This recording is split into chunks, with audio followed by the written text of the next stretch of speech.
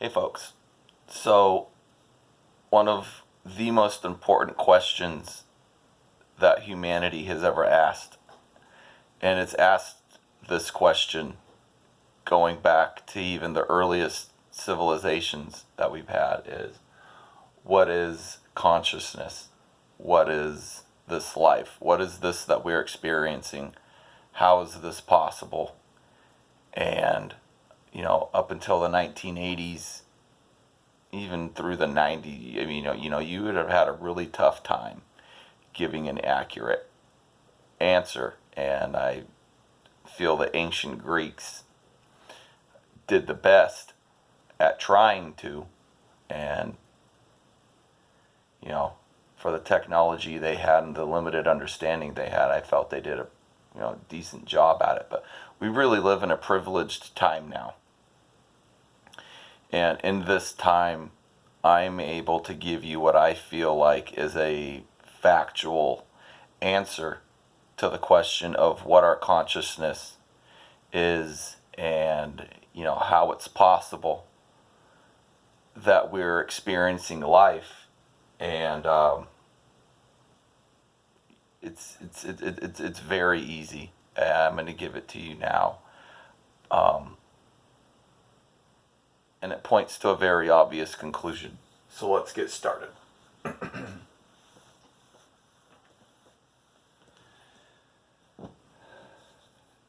The concept I'm going to show you is called outside reality, inside player, and inside reality, outside player. Now it seems complicated, but it really isn't. So we're going to start with inside reality, outside player. Well, if you're the outside player of an inside reality, right? You're playing a video game. Whichever console or computer you want, you're playing a video game. I'm going to show you what inside reality, outside player is.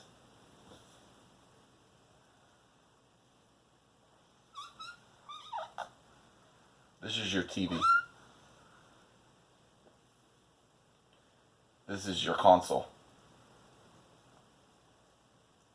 So, the reality of the video game you are playing is generated from within this console, and it's transmitted to the TV via a cable pack. Okay? The character you are playing inside this video game lies inside of this console, and he appears to you on your TV. Okay? You also have a controller.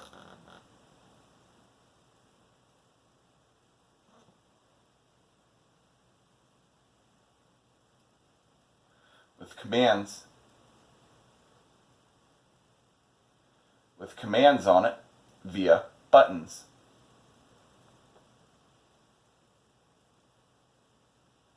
Don't need to get too crazy.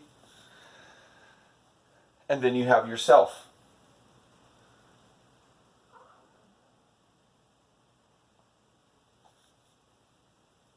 Okay. When you are playing a video game, the reality that you are experiencing is generated from this console to the TV. Right? So this character you are playing is your life form. This character, this is the body of the character you are playing. This TV is portraying to you the perspective of the character.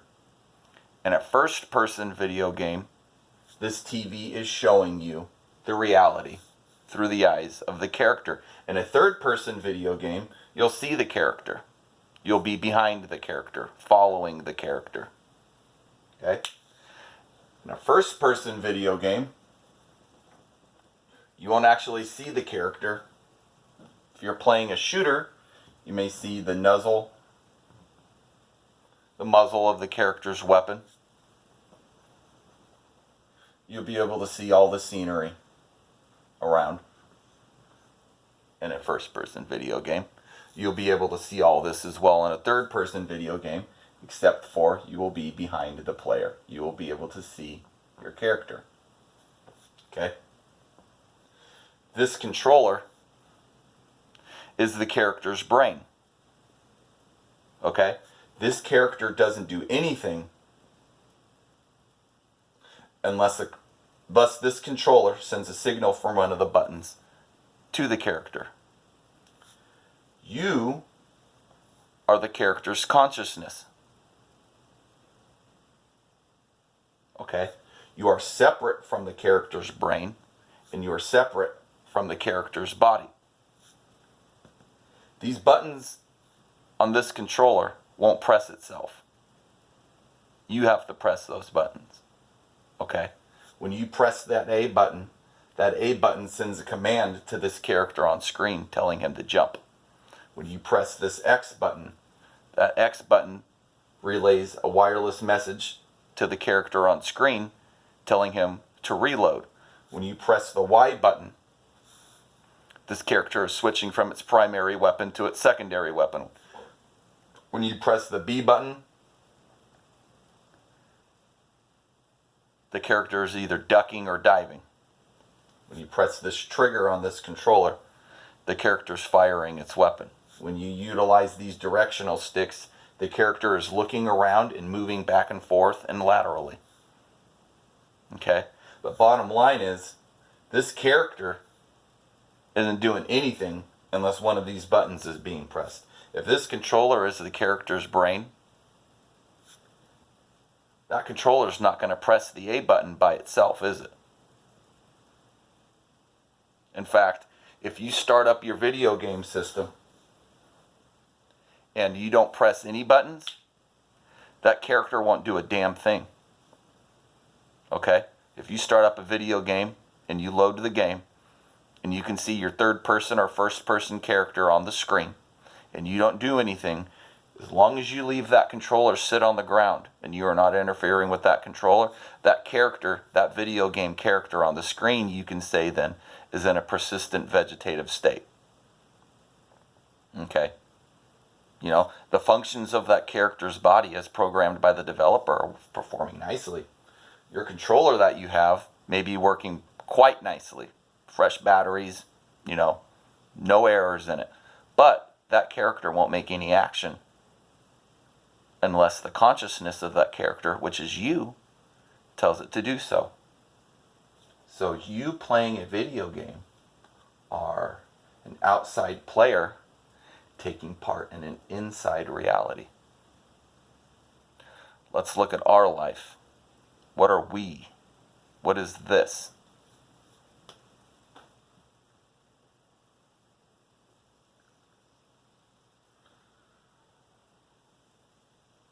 What I am drawing now is our universe. This is the universe we live in.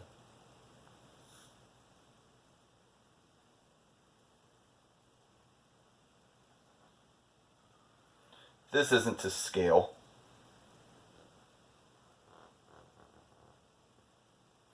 And for those of you watching, I am not saying whether this circle here representing our planet is spherical or flat. I'm not saying either way. You have out that argument yourself. This is our planet. Yeah?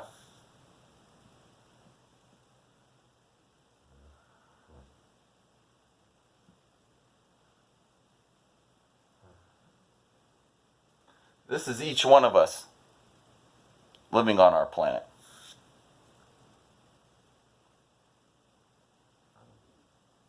The brain we have, right, represents our controller. Our body is the character we are playing. These eyes are the television, and within this brain, but separate from this brain, is us, our consciousness. You can call it a spirit or a soul, but its seat is on the pineal gland. It is the inverse of the way our video games are designed.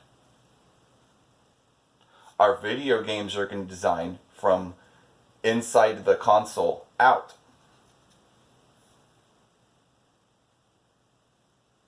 Right?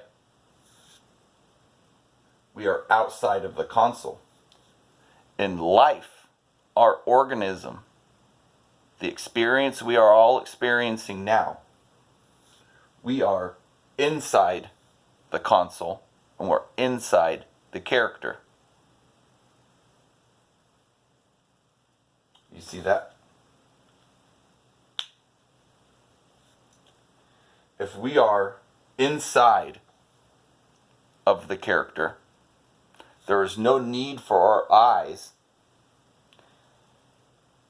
to act as a television showing the world out from us. Our eyes are showing our consciousness internally what we are seeing, what is out there. Our eyes are televisions facing in. The data goes through our brain to our consciousness where we interpret it. Our brain doesn't know the difference between red and green. We do. Our brain doesn't know the difference between right and wrong. We do. We are seated on our pineal gland. Exact same way that video games are set up.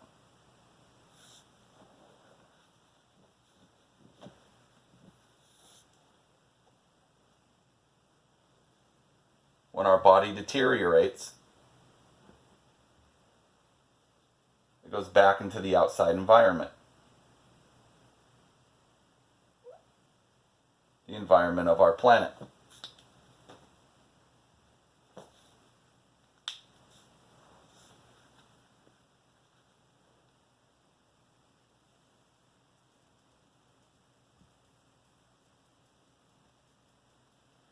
When suns turn supernova within a galaxy, and they tend to eradicate the planets that are nearby, that matter stays and can form into another planet or become part of a newly forming sun.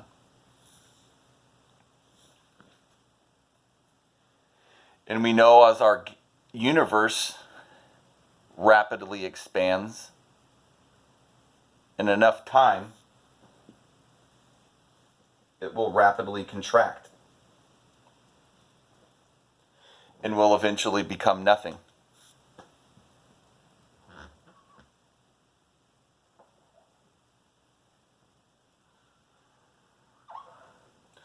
Our consciousness exists separately from that. Okay? For example,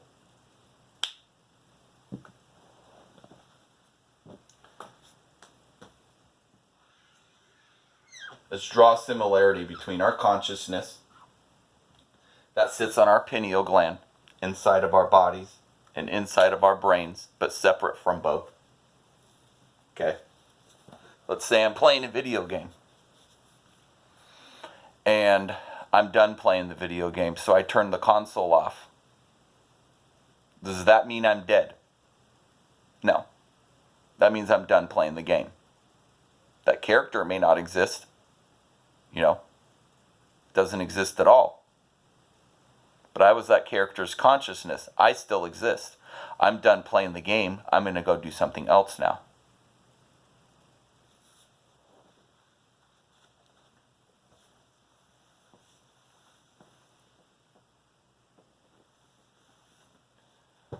When we die, we're done playing the game. But our consciousness doesn't die.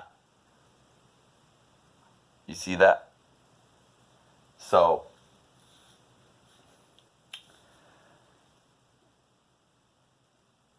just that concept alone, without me getting into any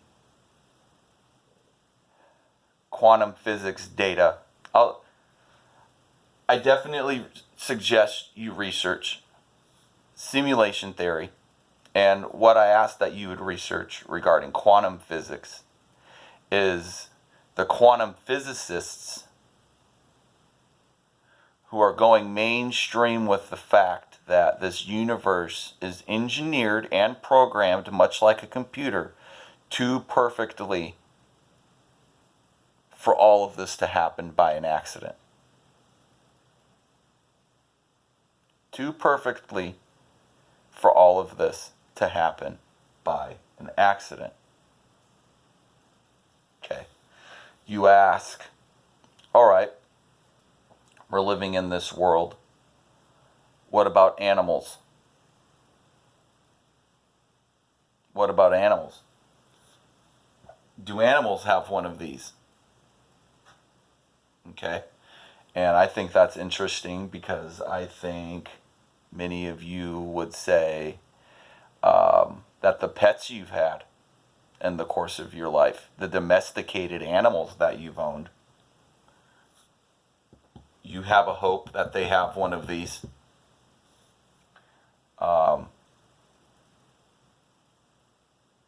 But do you have that same hope for wild animals? If you had a domesticated animal that was attacked and killed by a wild animal, you want to see that domesticated animal again in heaven or wherever you believe you're going. What about the animal who killed it? You see there. What about trees? Trees are living. The thing you have to see about this world is, look at the questions our consciousness drives us to ask. Look at the things our consciousness allows us to do. We write. Our species has several different languages.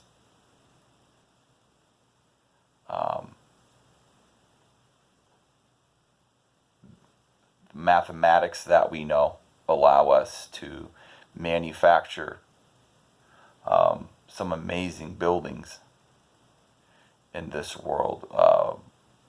Modes of transportation, using different sources of energy, trying to find ways we can care for our planet better.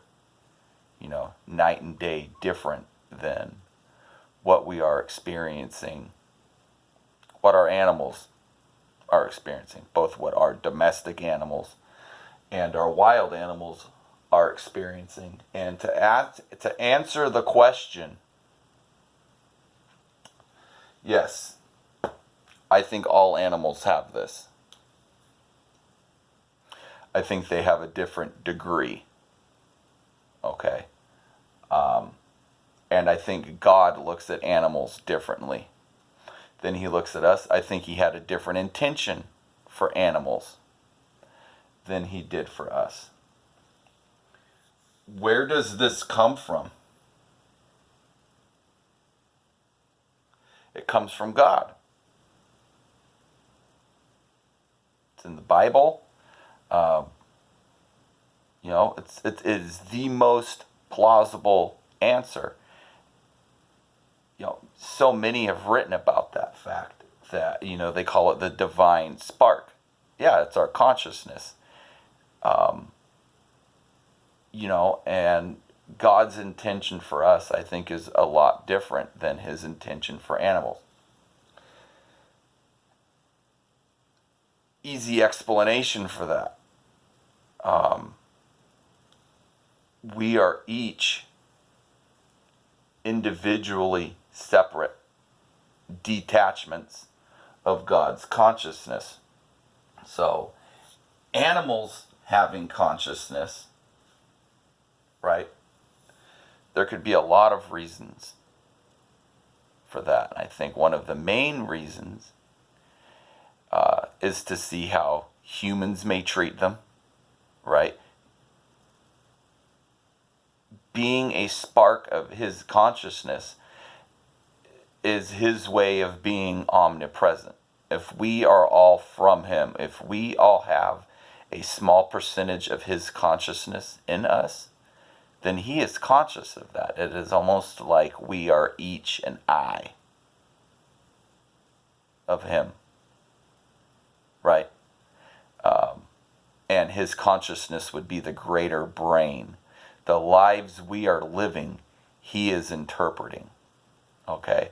Now, I 150% believe animals aren't going to they're not going to have to pass the threshold of judgment.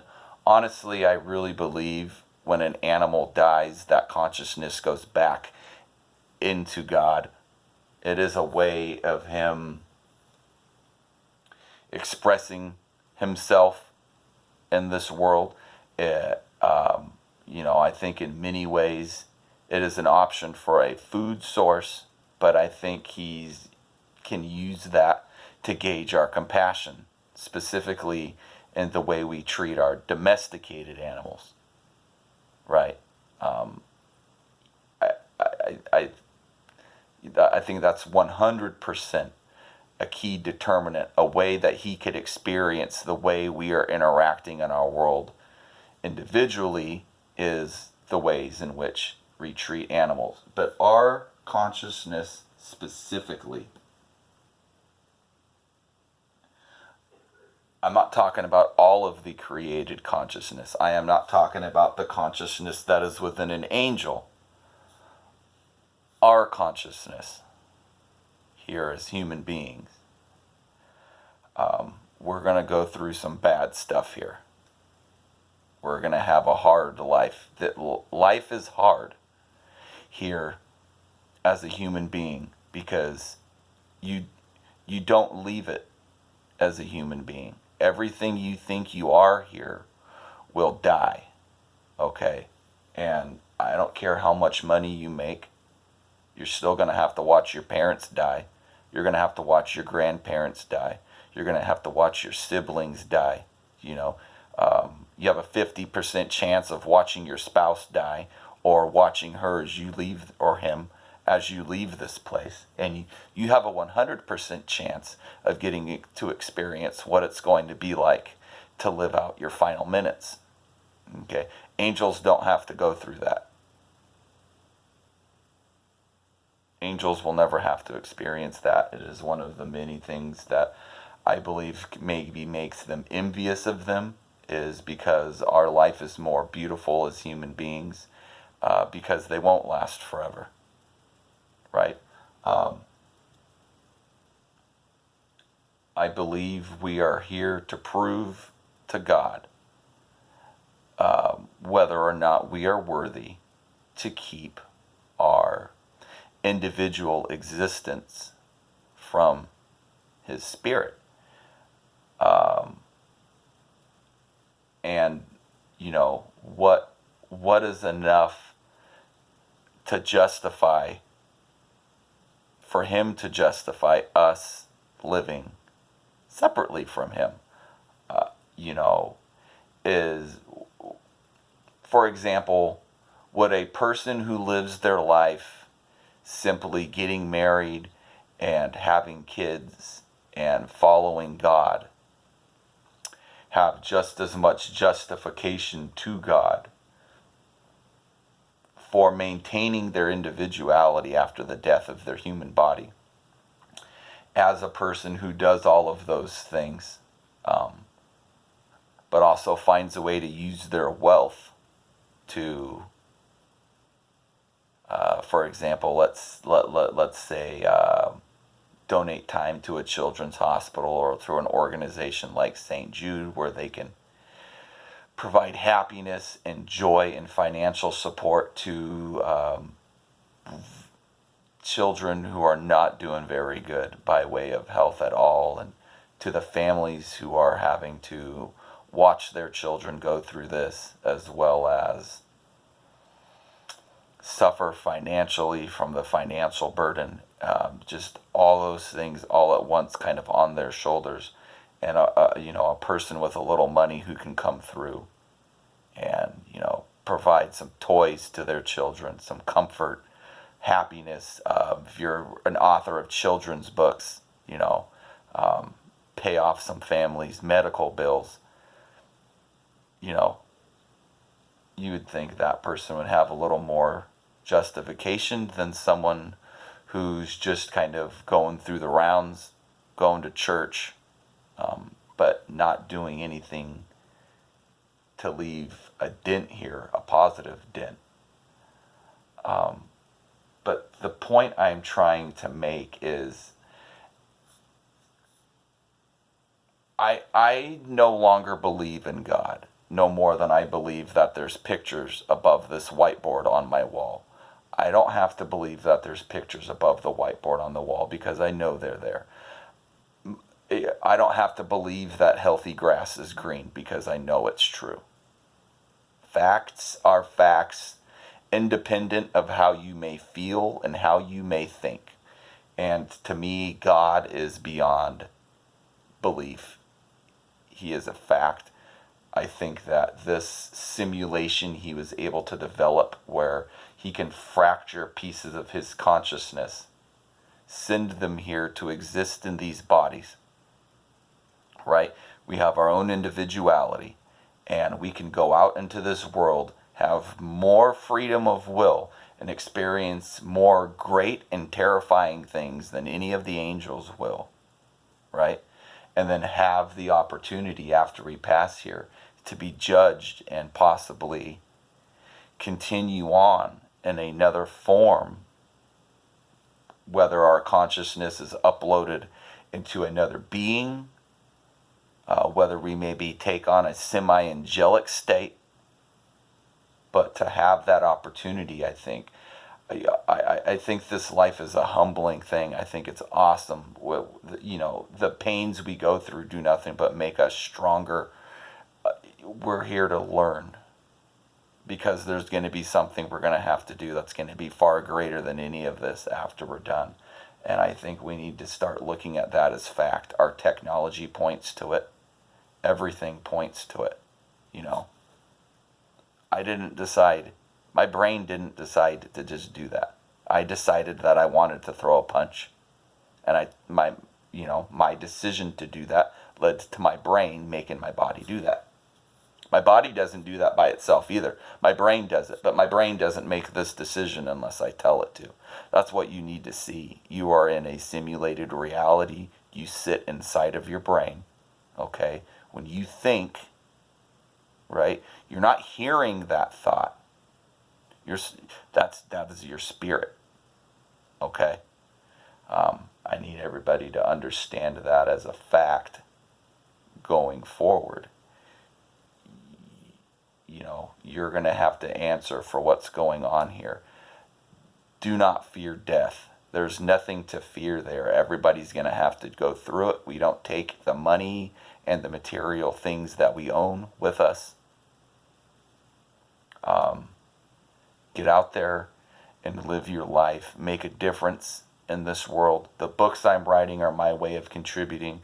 They're my way of setting myself apart. Honestly, I don't have much interest in maintaining my individuality after this life, unless my wife and kids can be there to experience what comes after this life without me. Otherwise, I have no problems going back into the consciousness of God and being one with Him. But yeah, that's my little rant, and I hope you all understood it. Thank you.